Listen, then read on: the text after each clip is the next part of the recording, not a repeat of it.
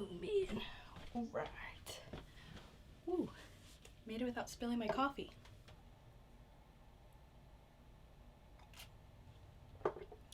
I don't normally drink coffee at night, but when I do, it's because I'm making YouTube videos.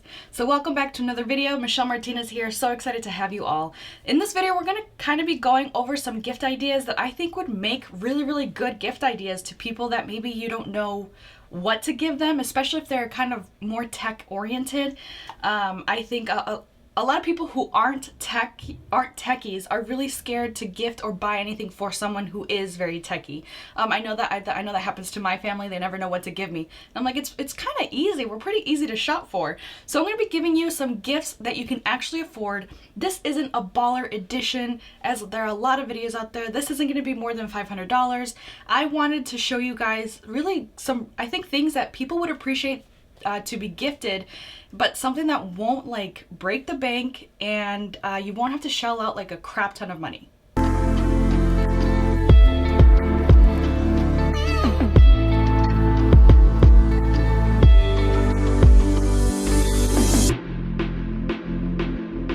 So first up, we're gonna be talking about mice. This one in particular is the Logitech. I'm not even gonna try to remember the name of this. I think it's the M570 maybe, but it's this little trackpad mouse with, and it comes with a receiver. I just have it hooked up to this hub because this is what I connect to my laptop. So it comes with this receiver and this. It was very inexpensive. I got this on Amazon. Of course, all the links to all of these things will be down in the description below, so you can check them out for yourselves. But this thing has been awesome. If I remember correctly, I think I spent less than 20 bucks on this, and it was the best less than 20 bucks I spent on a mouse. I absolutely love this, especially for on-the-go editing if I'm at the office or whatever it may be. You don't have to be moving around your hand. Sometimes you do get hand fatigue using the trackpad. This is a lot more ergonomical, you know, it feels good. It sits, my hand is really small, but yet it feels good. And this thing, not only is it so much fun to like play with, but it just makes scrolling and doing anything on the computer, especially in a small tight space, so easy. I absolutely love this thing. Again, very inexpensive. It comes with this receiver, so you're kind of ready to go as soon as you open the package. Now, some cons to this, of course, because you're only spending about 20 bucks, it doesn't feel premium. You know, it rattles, it's plasticky. One thing that I didn't really like was that it is battery powered. I was trying to find something that was maybe just rechargeable. Again, I think the next one up, the newer version of this is like $80 and up, and that was just a little too expensive for me. So I mean, this thing has worked great. I think the only issues I've had is with the receiver. This receiver kind of sucks. Now, disclaimer, I don't have any issues when I'm connecting it to the hub to my laptop. That has worked flawlessly. Like 10 out of 10 works all the time. It doesn't work when I plug in this receiver to my iMac. Now on my iMac, I also have the big like trackpad on there because I don't like really using the Apple mouse. But anyways, when I do heavy editing or I'm just scrolling around the internet or whatever it may be, I want to use this mouse on my iMac. So when I connect it, it lags so much. Oftentimes it disconnects. I'm like moving the trackpad and it doesn't move, I'm moving this and the mouse just doesn't do anything. So I really hate using this. I don't use this on my iMac. I don't know why it is. I think it's just the receiver just really sucks. But it's not a great combination, but it's a perfect combination for the MacBook Pro. All right, so next up on the list of things that I think would be great gifts is the Power Packer. I know I just got this not too long ago, but man, I've been using it every day and it's really been awesome. I love how well this thing organizes. I usually fit up to 3 hard drives in here, a regular hard drive sized one here, 2 SSDs, more than enough cables that I think I would ever really need. And it's just, whoops, as one of them falls.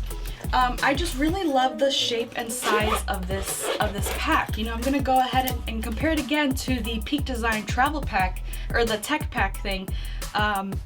And it's big. It's really big. This thing, it kind of keeps its shape, obviously, depending on how much stuff you pack. I honestly don't fill this up to the brim, so I really love this. I think this is something for someone who carries around a lot of little things, cables, all that stuff. I think they would really appreciate and like this thing. Again, I made a specific unboxing dedicated video to this, so I'll post that up here if you want to know more in depth of the Power Packer. As far as like cons that I have written on here after using it for a little bit, I mean, you can't pack like a crap ton of stuff to it, obviously, right? I mean, this isn't like Mary Poppins magic bag. Some people do put like a mouse in here, but that just really makes it bulgy. I like to keep this as slim as possible, so it just keeps my cables really organized.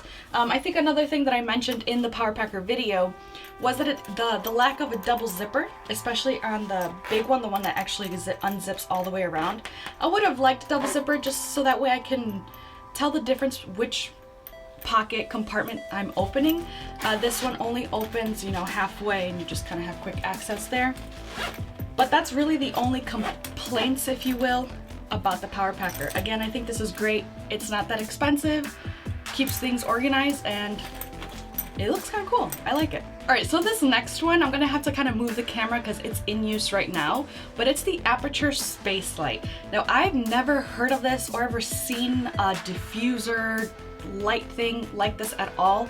I mean, the ones that I've only ever seen or heard of are obviously the Aperture domes, anything like the normal diffuser soft boxes.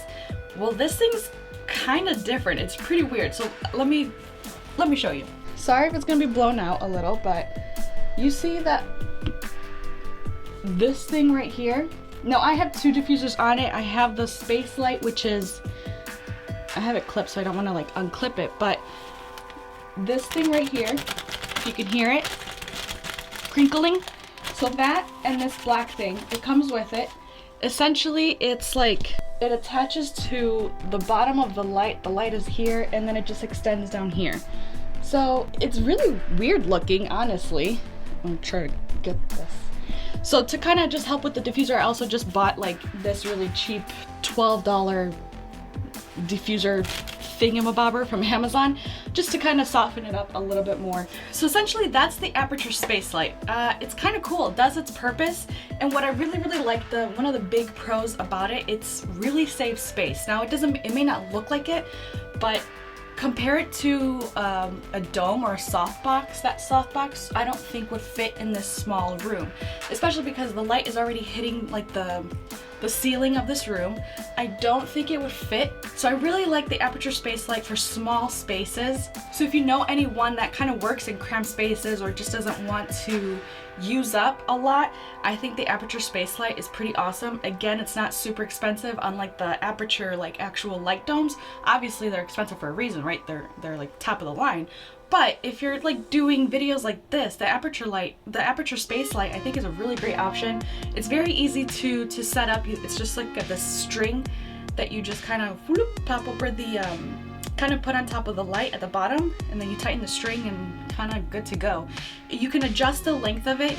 I think that's the furthest down it can go, or you can crinkle it up and make it smaller or shorter. Plus, I think it looks really interesting, so especially if you have clients or if you're out on a shoot and you use this, I think it kind of gives you some edge, like, whoa, look at this. This is something I haven't really seen. So I think that's kind of an added bonus point. Now, some cons that I wrote down from it, when you first turn on the light, you do hear it crinkle, like it's like, I feel like it's expanding because of the heat, which makes sense. I think another thing that I noticed was it doesn't go down as perfectly and seamlessly as it does in the product pictures that I saw.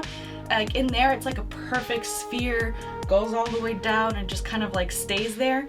Mine is just very wrinkly and just kind of like does whatever it wants to do. I don't know if with time it will kind of straighten out, but it doesn't look as pretty as it does in the product images. Next on the list is cables, specifically Nomad cables. They're very well known for having like kind of top of the line, really great long lasting cables. This one's one that I recently purchased from Black Friday, and I think really the only reason why I haven't, which is kind of the con, is they're not like the cheapest cables, which is a good thing because obviously cheap cables, you often have to purchase like 5 throughout like a couple months because they burn out. Nomad cables usually run $35 and up, obviously depending if you get really short ones, they're a little bit cheaper, but kind of like average sized cables, they're kind of $35 and up. Now obviously this time of year is probably the best time to stock up on cables because they do run fantastic sales. I'll go ahead and post on how much I paid because I honestly cannot remember right now. It's like really late.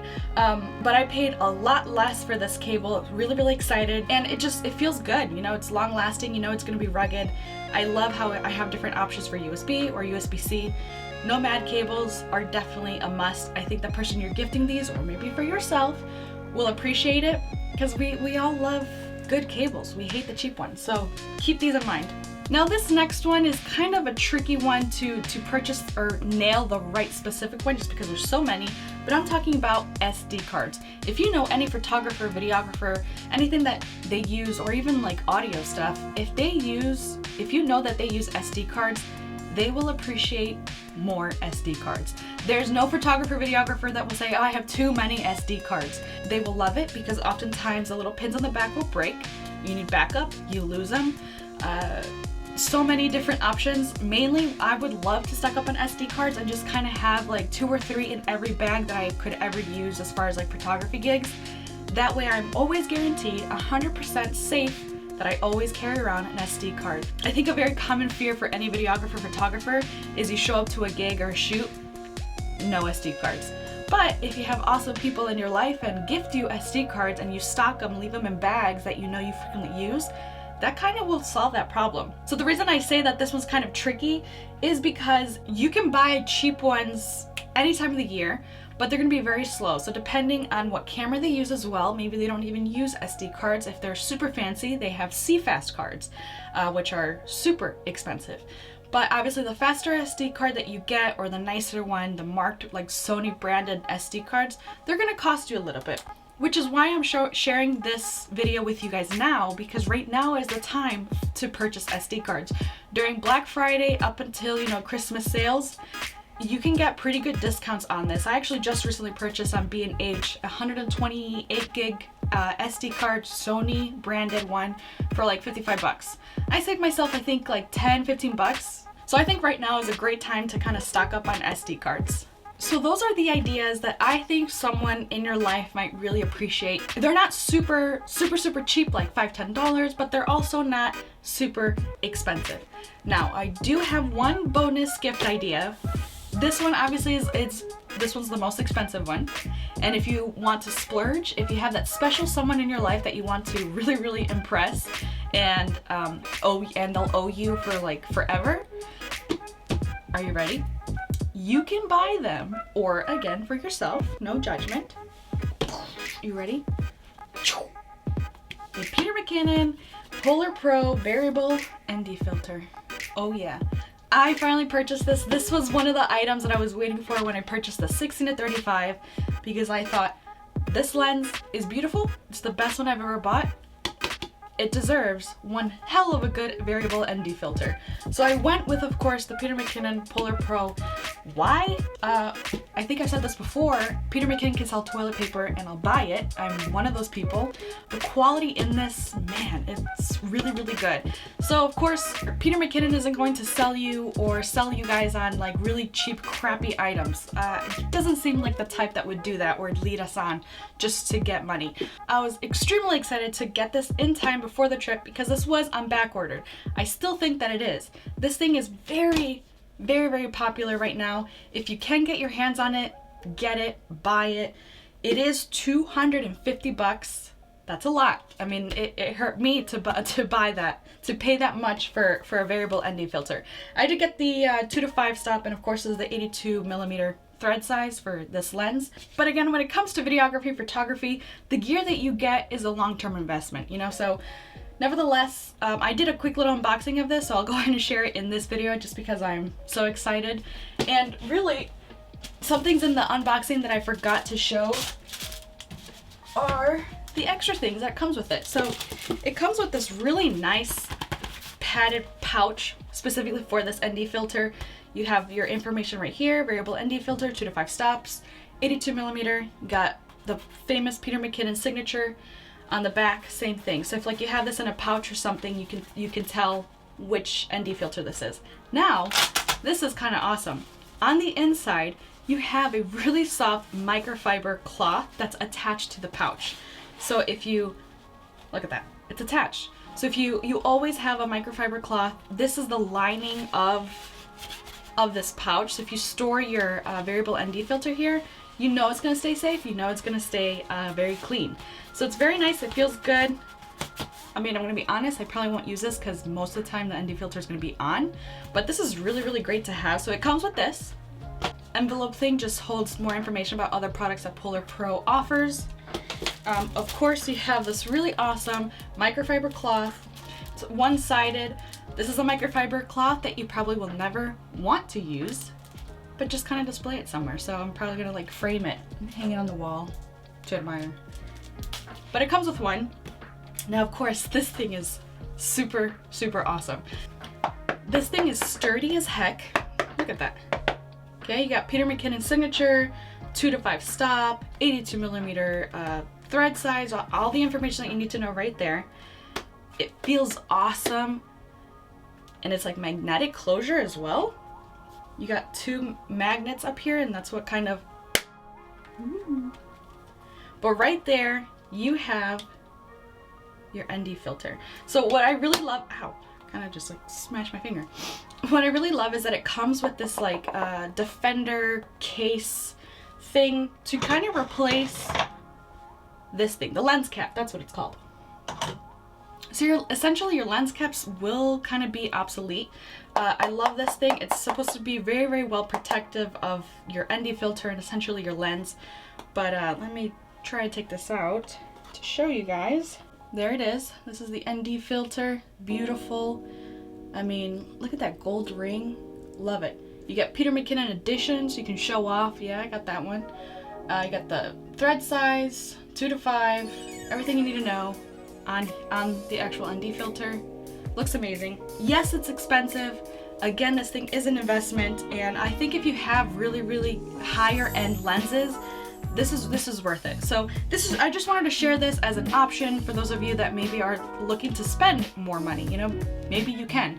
And this time of year, if you want to get them something, one thing, and they don't have it yet, I think it's the Polar Pro Peter McKinnon collaboration variable ND filter. Finally, the long-awaited package of Peter McKinnon's very own variable ND filter collaboration with Polar Pro. Let's just unbox this because I am super excited. And I know there's a bunch of these unboxings out there. I've seen probably all of them.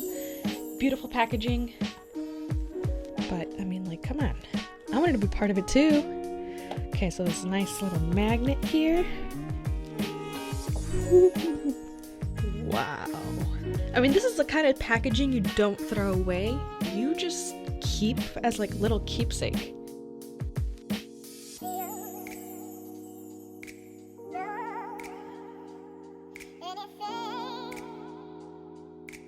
Wow.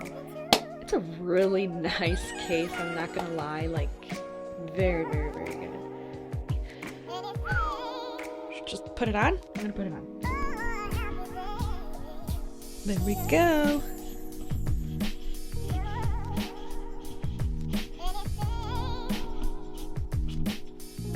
I think one of the main reasons I also got the 2 to 5 is that I want to be able to just leave the ND filter on.